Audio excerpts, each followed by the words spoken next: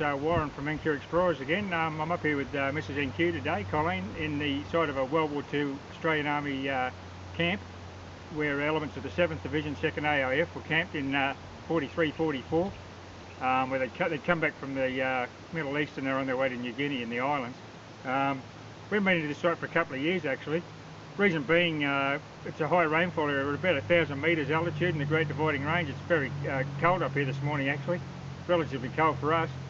And with the high rainfall we get a lot of grass, so it's very difficult to detect it. But we've almost left our run too late, but we'll be right today because around Christmas, January earlier in the year, or late last year, there was a massive bushfire through here. It was like a firestorm. Just absolutely destroyed every bit of shrub and grass on the place. A few of the trees went down too. And it's taken us a couple of months to get back up here, but the grass is coming back, as you can see, or you will see. But it's pretty soft and it's easy detected. You can get in around the clumps and there's some bare patches. So hopefully we'll save some World War II relics from the that have been left behind by men of the 7th Division, 2nd AIF. Thanks for watching the video. We'll be back shortly with the first find. Okay, today we'll be using the two AT machines. Colleen will be then the AT Gold, and I'll be in the AT Pro. I'll be running the AT Pro probably with an iron to scrim of 30. Same deal on the AT Gold, and I'll be in Pro Custom mode, just with a couple of notches dropped off the bottom, and the AT Gold in Discriminate 1 mode. So off we go. Well, here's my first find of the day. It's a surface find. It's in pristine condition. A little brown glass jar, and it says on the top here, Ingram's shaving cream. And there's some serial numbers. Oh, bottle patented. Well, that's definitely a World War II relic. Ingram's shaving cream. I'll look that up on the internet and do some research. I've not heard of Ingram's, but it's a nice little bottle. Amazing how that survived all these fires over 70 years. Well, my first dug target of the day is a 45 ACP hull case. It was a 60 something target I did on that. It wasn't real high, but definitely a good solid target. Oh, Mrs. NQ just picked up a lovely webbing buckle with the AT Gold. Or was it an 82? Yeah, look at that. Nice one. Okay, well we're just tunning in this camp area. Even though it looks like there's long grass, it's quite easy to detect. The grass is quite soft and there's quite a bit of bare ground in here. Well, Mrs. NQ on the AT Gold's running hot. She's got a button now by the sound of it. She just called me over. Let's have a look. Oh, nice. Nice. It's a definitely a button, no shank. It's probably a Australian Commonwealth Military Forces button. We'll give it a clean, we'll have a look at it. That's a nice find. Well, there's a buckle just up here and a button here, so we're, once you start getting these sort of targets, you're getting into the tent lines. Well, the next target was a lovely 83. It was a little bit scratchy, but it must have been sitting at a funny angle. And look at this, it's a glorious officer's pip. Lieutenant, Captain, Lieutenant Colonel, and upwards. And look at that. Oh, look at that. The lugs are perfect. That is a magnificent old military relic, that one. I actually think it's got Latin, or clean, it's got a Latin inscription on it. What a beauty. An officer's rank pip.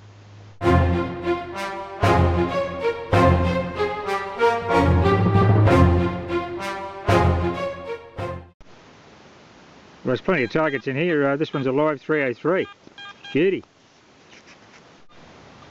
Well, I've got a solid 82, 83 and literally just under the leaves, less than an inch down, this beautiful Australia shoulder flash. 2 lugs. Obviously it's dirty. It's a really rich silty clay soil up here, so it sort of sticks to the targets, but once I clean that up, that's going to be glorious. I'll be back shortly with a bit of a clean up on this find. Well, there she is after a quick bush clean. It's going to come up better than that, but look at the condition of that thing. Beautiful. Lovely Australia flash. Well, we had some good finds straight away, so let's keep going. But just having a look at that Australia flash I just found, that's quite different to some of the others I found. This has got serif writing. You can see the T and the S have got serifs on them. Quite a slightly different style. I'll have to research that because I don't think I've found one of that nature. Anyway, it's a nice find. On we go. The next find is a blank 303. The targets are coming in thick and fast here. A lovely high target tone here. Listen to this one. It's going up to 86, but it's pretty solid. 81, 80, yeah, 81, 82. Definitely going to dig this one. So I'll just pull that grass back and we'll see what comes out. Nothing's very deep here, so it's less than an inch probably. Well, that explains the 81, 82. It's a lovely penny. I'd say it's going to be a kangaroo penny. Yes, it is a kangaroo penny. The Commonwealth pennies don't tend to ring up that high. They're a little bit lower in their conductivity. Nice one. I'll subtotal a date on that coin. I'll just give it a clean and we'll have a look at it. Well, that penny, glorious patina under the grime, 1939 kangaroo penny, KG6. Nice one. Look at the condition of that coin. It's beautiful. Well, there'll be more in here. We're certainly picking up some nice targets, and there's a lot of targets in here, and there's no junk. There's no modern rubbish, of course, because it's never been used since World War II. Anyway, on we go. Well, Mrs. NQ just picked up another lovely button. Quite a large one. Shanks complete at a slight angle. We'll give it a clean and have a look. That might be a great cake button or some such. Okay, back shortly. Okay, there's that beautiful Australian Commonwealth Military Forces button that Colleen just dug. That'll be off a great coat. It's a larger button, not a tunic button. And in with it was a shot 303 projectile. Strange little mix of targets there, but that's a lovely button. That'll probably be made by Stokes in Melbourne. It'll have a Stokes maker's name on the back of it. Well, this one, she's on a patch here. We've got it's another 303 bullet.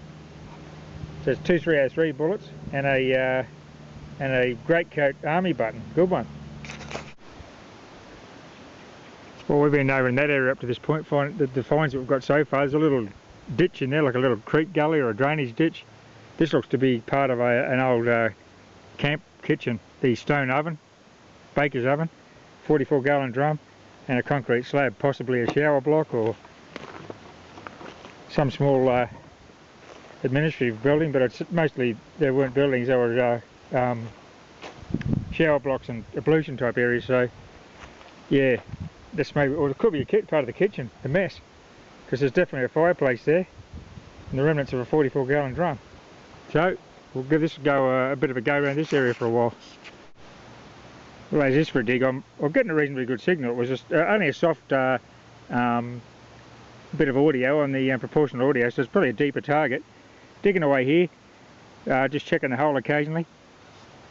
Glance to my left, a bit of broken glass, and a coin laying on top of the ground, just sitting at an angle in the dirt.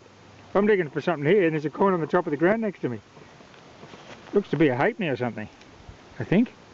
Might be a halfpenny. That's been laying on top of the ground for a while, hasn't it? Yes, it's a kangaroo halfpenny. What a beauty. Actually, there's a beer bottle top up above it. Kangaroo halfpenny, 1939. Same date as that penny I just got. Nice one. Well, anyway, we'll see what comes out of this hole now that the sunbaking excitement's over. Still on the hole dig after the halfpenny sunbaker. Bit of terracotta, so I'd say it's a shower block with the drainage. Out comes this beautiful bottle, which would probably be an ink bottle by the look of that. That is has new condition. It's been underground all that time. I'd say it's an ink bottle, unless there's some other markings to indicate otherwise. Well, that's a keeper. Still haven't dug the metal target out of here yet. Well, the boys are doing it in style, obviously stolen from the local hotel, the beer glass or the remnants of it, buried in this little bottle dump I'm digging. I'm just getting bottle tops and things. I don't think there's anything, the iron audio's giving me a bit of a grunting, so I don't think it's any good targets, but we'll keep persisting in this little area. Got a nice clean signal here, it's around an 80.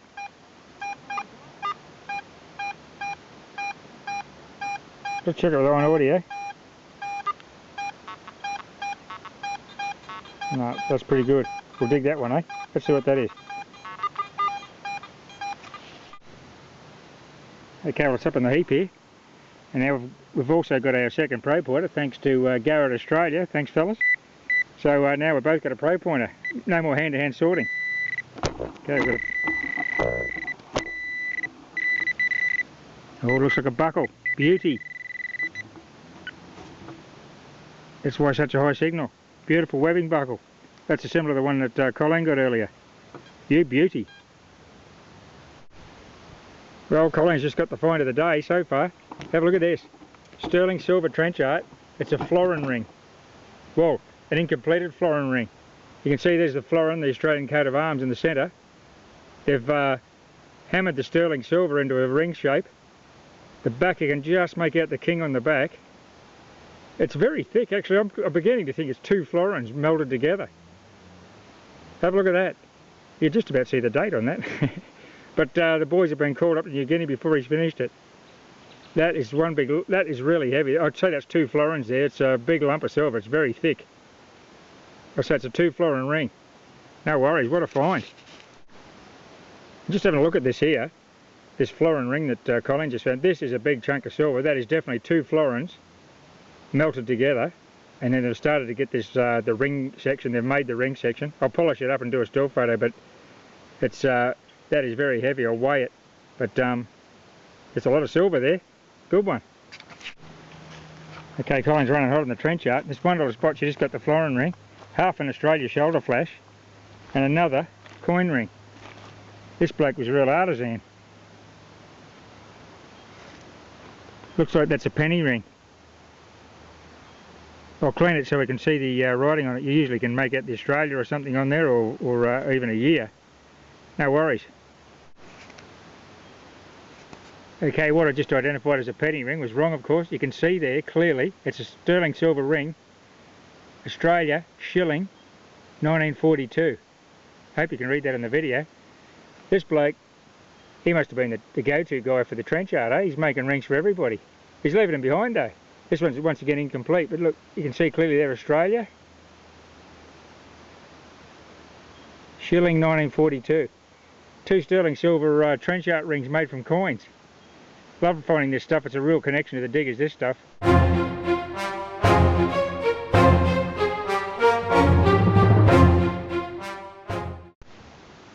Well, this is exciting. With my latest target, I've been promoted to full lieutenant. I was only second lieutenant earlier on. That was the one I dug earlier, about half an hour ago. And I've just dug another lieutenant's pip, or officer's rank pip. Slightly bent on the shanks there, but well, I could get to captain by the end of the day if I get another one. Good one. Well, more Australiana comes to light. I think it's an old Lockwood lock. It says made in Australia. You can still see the red paint in there. And the internal mechanism of a lock. You can see where the hasp part or whatever it's called goes over the top there. Well, that's and there's the keyhole. Well, that's a nice old relic actually. I don't know if I said earlier, I'm actually hunting in Pro Custom mode on the AT Pro. When I get out into these areas, if it gets a bit quiet, I turn the iron audio on. I've got iron discriminant 30, just to make sure I am getting targets. You do get a visual feedback with the pixel and the target ID on the machine, but just from an audio point of view, it's nice to just hear the iron now and then, and if you get too much of it, you turn the iron audio off. That way you know if it goes dead quiet and there's no targets, you've probably gone beyond the extent of where the men were camped. Well, I've just got where I got that second officer's pip and the Lockwood lock. I've dug a couple of 303 blanks, and then a run of tarpaulin tent loop brass loops. They ring up about a low 70 on an AT Pro. This one here is a lovely signal right from the top. Like I said earlier, the targets are very shallow in here. And this target, yeah, it's a solid 85. That's what you would get on a kangaroo penny. And that's what it is. I just saw it come out of the hole. Here she is. You beauty. Thanks, boys. It's nice and thin, actually. Well, it feels a little bit thinner than the other one. But we'll give it a clean and get a year off it. Nice one. Well, that's a new penny, that one. 1944. I'll just show you what it looks like uncleaned. This is what the king looks like. You can just see him there. But I cleaned this side, bush clean. Look at the patina on that. Would have been new dropped, very new dropped, because the units were all gone by late 44. Up through the islands, the training camp sort of ran down from then. So that explains the condition of that penny. Didn't see much circulation before it disappeared out of circulation into the bush here. Good one. I just had a run of large round flat buttons, probably large shirt buttons. This one here is a lovely little Australian Commonwealth Military Forces, Australian Army small button that's either from the breast pockets on the uniform or the epaulettes. They were black enamel originally, but the shank is there, but it's bent and it's covered in dirt. And once again, there's Stokes, Melbourne, generally manufactured those. Tell you what, I'm going somewhere in the army now. It's been about 25 minutes. I've been promoted to captain. I just picked up a 3rd officer's rank pip. This one's a little bit wanged up, a bit squashed, but they're a beautiful solid target. Really quality casting, as you can imagine. It's unusual to find so many rank pips, but I've obviously in the officers' lines. So there we go, I've got 3 officers' rank pips. Okay, let's see this target. I'm going to dig this one. Getting a bit of tone roll there, but there we go. Solid 81. So I'll do a live dig on this one. The light's not ideal, but we'll see how we go. This could be a coin or a decent sized button, or of course a buckle. Won't be far down.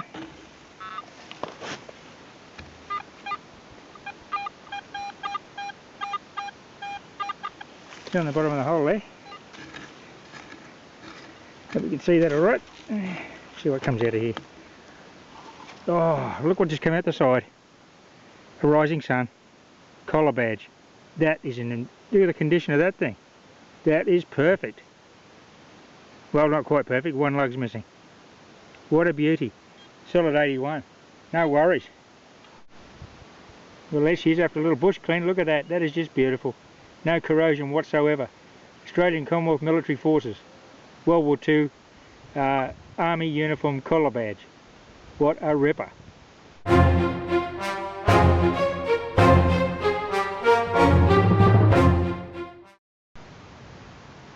Well, just a few paces from that last Rising Sun collar badge, I've got a second one. So I've got the full uniform here. I'm a captain with 2 Rising Suns. Beautiful. That'll clean up nicely, that one. Let's have a look at the lug situation here. Hey, still got fabric attached. Look at that from the uniform. 2 lugs complete and some uniform fabric. Nice one. Well, I was taking a nice high tone 7980, and out came this beautiful old Brill cream bottle. Tell you what, these Aussie Army blokes have good hairstyles. They're using Brill cream up here. No worries. Well, let's see what comes out of this hole though. We're still digging. Well, we've just had a bit of lunch and we're back into it. Light's not ideal here. You probably can't see that.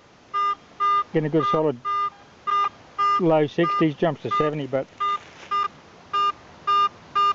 mid-tone. I'm going to dig that target. It's nice and clean.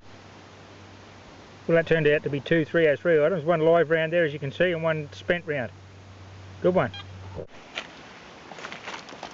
Well, Colleen's just called out she's found a coin. There's another old penny's come to light. You beauty. Yep. We'll clean him up. Probably a kangaroo. They tend to be the ones we find in here. Good find. Well, there's that coin that just came to light. It's a lovely 1938 kangaroo penny. That's the first year of issue for the kangaroos. You get the Commonwealths and the... we haven't cleaned the king up. You get the Commonwealths and the kangaroo pennies in 1938. Good one. Well, I've got a solid signal here. You can see why. Pretty solid 77, 78 when I'm square with it. Looks to be a halfpenny. Yes, it's a beautiful old halfpenny. KG6. Oh, look at the condition of that. 1939. That's extraordinary. I've got a few 1939s. Hey, look at that coin. It's still shiny. Good one.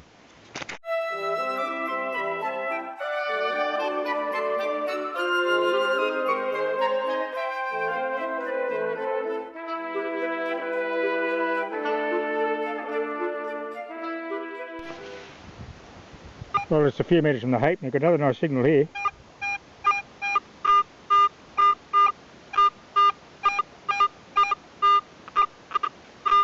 A little bit of that tone roll going on, so it could be a funny angle. But it's high 70s, we'll dig that one. See what comes out of here. Could be another buckle. Or, if we're really lucky, a coin or a badge. So, that little scratch around here. See what comes up. That halfpenny might have been laying at a funny angle, that last target, because I was getting a bit of tone roll off the sides of it, and in one direction you get a real clean signal. Okay, we've got something here. That's just a piece of dirt. Piece of circular dirt got me going. Okay, get the probe pointer out, and we'll see what's in this little mullock we've created.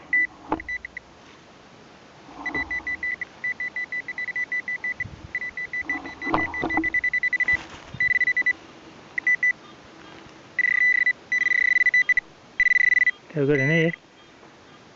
Might be a little buckle or something there. Perhaps a button. Oh, it's another halfpenny. Was a coin. You did hear that little bit of tone roll on the edges there, so it was probably sitting at a funny angle. Nice one. 2 halfpennies. Well, there's that last halfpenny. It's actually, incredibly, another 1939, but this is the Commonwealth of Australia 1/2 penny variety, which was discontinued in 1939. So I've dug 2 1939 halfpennies, one the 1/2 penny, the other one the kangaroo. That's unusual to get those 2 coins together. Anyway, on we go. Well, Colleen on the AT Gold just come through with a beautiful, our third Rising Sun collar badge of the day. That's a beauty. That'll clean up nicely to go with the other 2. Good one. Well, Colleen had defined it the day up till now with the double florin silver ring, but she just topped it again. She just found a soldier's identity disc. It's sort of a big find in these army camps. Oh, it's the hexagonal one. Oh, nice. There's the soldier's name on there. Well done. That is a great find. Whenever we find these, you make an effort to return them to the families of the soldiers, and if we're lucky, the soldier will still be alive in his 90s. He'll get his disc back. Well, let's have a quick look at it. It's stainless steel. We'll clean it up, and we'll get a name and service number. The Australian War Memorial website's a great resource for information on all the World War II diggers. So what a great find. Well done. Well, there's the service number. I think this is the one with the, it's got C of E, Church of England, and the soldier's number is a Queenslander. It's a QX number. So I'll look that up on the AWM website and we'll identify that soldier. And generally, we'll be able to identify his unit too, which would be the unit was obviously camped in this area in 1943-44. What a great find. Well, I didn't think we were going to top that find from Mrs. NQ just then. Colleen found that identity disc. I'm smashing through this long grass. Look how long this grass is. Look what comes out of the ground. I got one. Another stainless steel World War II identity disc. Okay, well, we'll clean him up. We'll get another number and name off that one. We've got 2 to return to the AWM or the RSL. Good one. Nice solid high 70s. Delivers a beautiful dessert spoon. Maybe an all bright nickel silver, as they tend to be in these Army and Air Force camps from the war. Government issue. But that's in pretty good nick, really. Good one. Well, we've got a good signal. It's a bit jumpy under this old burnt tree. And I moved these 2 rocks, and underneath it came out 3 live 303 rounds. Like the little cache there. Someone's planted their bullets under these rocks. They're actually underneath the rocks. There might be more in there, but that's why the signal was a bit jumpy, because there's a double D bumped across all the targets. I was getting different signals. Okay, it's a little cache of live 303s. I've got 5 now. This is the hole. I'll show you the... there's more in here. Probe pointer's going off there. We'll keep digging. Okay, well, let's dig his stash. 9 live 303 rounds. I found a couple of holes, but they were exploded. I'd say the bushfire might have got those. But these were definitely buried under these 2 rocks. So, for some reason, he hit a little cache of 303 ammunition, which you'd think is a bit strange, since ammunition certainly wasn't in short supply for the army during the war, but there you go. The strange things you find. Well, there's a bit of a vista of the conditions we're in today. It's getting late in the afternoon now, so we're going to head back to the car and make our way home. We'll go home and clean up those beautiful old World War II relics we've got there today. We had some nice finds, the double florin silver ring and the shilling silver ring that Colleen found. 2 identity discs, one from a Queensland soldier, one from a Victorian soldier. 3 Rising Sun collar badges, a run of coins, there's lovely officers' rank pips, plus bits of ammunition, all sorts of stuff. We had a great day in here. Hope you've enjoyed watching it. Best of luck on your next trip out, and happy hunting. Bye for now.